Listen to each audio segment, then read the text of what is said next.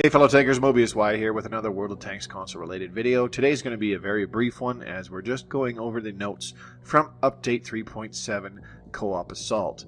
The fighting never ends in Update 3.7 Co-op Assault. This update introduces revamped Thunderstruck map variants and brand new ones along with new features to Proving Grounds. So Update 3.7 actually rolled out across all consoles earlier this week. I believe it was on Tuesday, as today is Friday at the time of this video going public. So I'm sure some of you have experienced some of these new maps already or come across the new changes that have gone on in the game. But for those of you that have not or have simply missed something, this video is for you. So the big new thing that they were announcing with Update 3.7 was this Proving Grounds co-op player versus environment, or player versus enemy. Hone your skills through the new Proving Grounds, which has 4 co-op scenarios you can take on with your friends or by yourself with 2 AI allies. The platoon leader will select their vehicle first, then the rest of the team selects a compatible vehicle.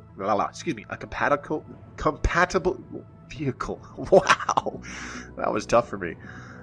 A compatible vehicle based on the platoon leader's selection. Same battle tiers. Enemy AI will match the highest tier vehicle on your team, so choose wisely.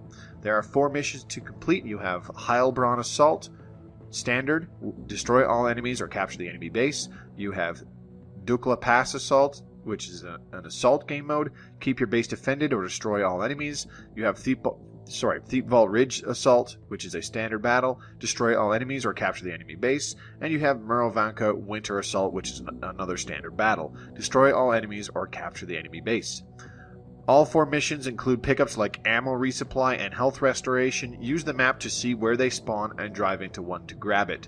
You can also give orders to your AI allies using radial menu commands. Whew, I'm tired today. Map ping. AI allies move to the chosen sector as long as there are no enemies currently spotted. Follow me. Your AI allies will follow your move. Request fire. AI allies will focus fire on your target. If battling alongside the AI isn't your thing, you can join a random co-op battle with another live player, if available. And there's a brief FAQ about this new co-op PvE mode. How many friends can play together in co-op? 2 human players can battle together. None of my friends are available to play. Can I still play co-op? Yes, 2 AI allies will join you if you play solo. You can also join a random co-op battle to match you with another player if there is an open room. What tiers will the enemies be? Enemy tiers are based on the highest tier tank on your team. Will I earn silver and XP in this mode? Yes, you can earn both, but overall you earn more playing standard multiplayer battles.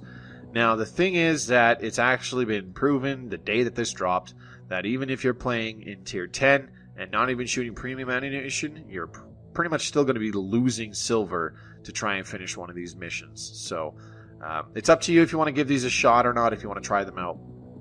I could totally see them kind of becoming a thing and possibly incorporating some kind of fastest completion time ever sort of competitions or something like that. But apart from that, I'm not really sure how much this game mode will see use.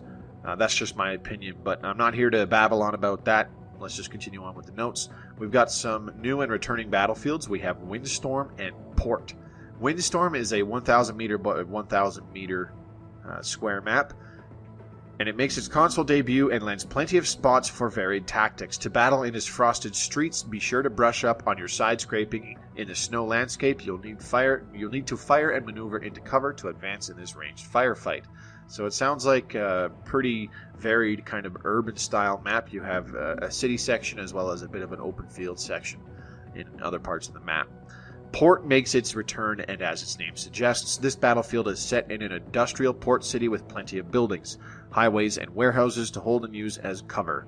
While the elevated highways may offer excellent firing positions, it also allows for heavy counterfire. Be on alert as you battle for control of this key industrial area. So a brand new map coming in that we have not seen before on console, Windstorm. I'm pretty sure I've seen some videos of it on PC, and it looked pretty awesome, so I am quite excited to try this out myself. Port makes a return. Not really many people's favorite map, but some people like it. I personally don't really mind it too much. Hopefully it's kind of tier restricted because it's really, really crappy in high tier matches. Thunderstruck. Thiepval Ridge and Ghost Town. You should know by now that a little dreary weather isn't enough to stop tank-on-tank carnage. Thiepval Ridge Thunderstorm and Ghost Town Thunderstorm are set in foggy thunderstorms, which reduce view range and radio range. You'll have to venture even closer to the front to make contact. Now, me personally, I'm not too pleased with seeing 2 new storm variants of maps jump in. I'm cool with various weather maps to kind of spice things up and introduce a little variety into the map rotation. I'm not cool with more storm variants being introduced, but I'm not going to divulge in that. I'm sure plenty of you know how I feel about storm variants being introduced, especially if you've been following me on Twitter or if you've seen some of my recent posts on the forums. There's also a slew of new achievements and trophies across all platforms. Note that Xbox 360 will not receive any more achievements as it is maxed out on the allowed amount of achievements. The list of achievements here is quite varied, some of them revolving around Tier 10, like this top shelf one. Research a Tier 10 vehicle of each class, medium tank, heavy tank, tank destroyer, and SPG. This does not count light tanks since we do not have Tier 10 light tanks. That might be coming sometime in the future, possibly. And the other one is 10 by 10, win and survive 10 battles in a Tier 10 vehicle. So some Tier 10 related ones, further encouraging people to get a Tier 10 tank. The one that I'm kind of iffy on is this one, the League of Extraordinary Gentlemen. Play at least 5 ranked battles. If people want 100% the game via achievements, and there are people out there who are like that, it's forcing them to play ranked battles. Me personally, I'm probably never going to bother with this since ranked battles. I've previously said how I feel about ranked battles. And there's some brief update notes. The Xbox One and PlayStation 4 downloads were 2.5 gigabytes, and the Xbox 360 there was a little 102 megabyte title update with a 1.5 gig for a patch download. Now the rest of these notes basically just go through the new features that they're bringing in with this update. Now the big one that caught my eye was this new feature being introduced on Xbox One, tournament support for Xbox Live Arenas and ESL. This big one here, tournament support for Xbox Live Arenas. That sounds pretty awesome. Whenever the hell Xbox Live Arenas shows up, maybe we'll finally get some wargaming supported, wargaming operated, wargaming run tournaments, rather than everything having to be done by the community as it is currently, being a major time sink for people trying to operate these community-run tournaments for the community to participate in. It also lists the achievements, some of the maps, and pretty much the rest is just some changes as well as some fixes with UI and stuff like that. Now, if you've already played the game, you've probably noticed that there's been changes to the garage for whatever reason, because it seems like Wargaming Chicago Baltimore likes just changing stuff for the sake of changing stuff and saying that they did a productive job. I don't really know. But the garage is completely overhauled if you haven't seen it yet. The tank icons at the bottom look different. The little ×2 double XP first win bonus things look different. Most of the user interface in the garage looks different. And then the rest of the update is a massive list of bug fixes. This is about halfway down, less than halfway down, scrolling through the browser window. The rest is all just bugs fixes across all platforms. So that's mostly what this update contained, and that's why this video is so short.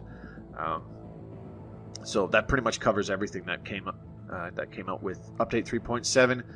By all means, let me know in the comments below how you feel about Update 3.7, what you like, what you don't like, or how you feel about the update in general. And if you currently do not follow me on Twitter, but you have a Twitter account, feel free to check out the link in the description below that I upload in every video to check out my Twitter feed. I currently have a poll that is ongoing. It's going for another 5 days at the time of recording this, so probably about 4 when this video uploads, where you can just do a quick little vote on how you feel about Update 3.7.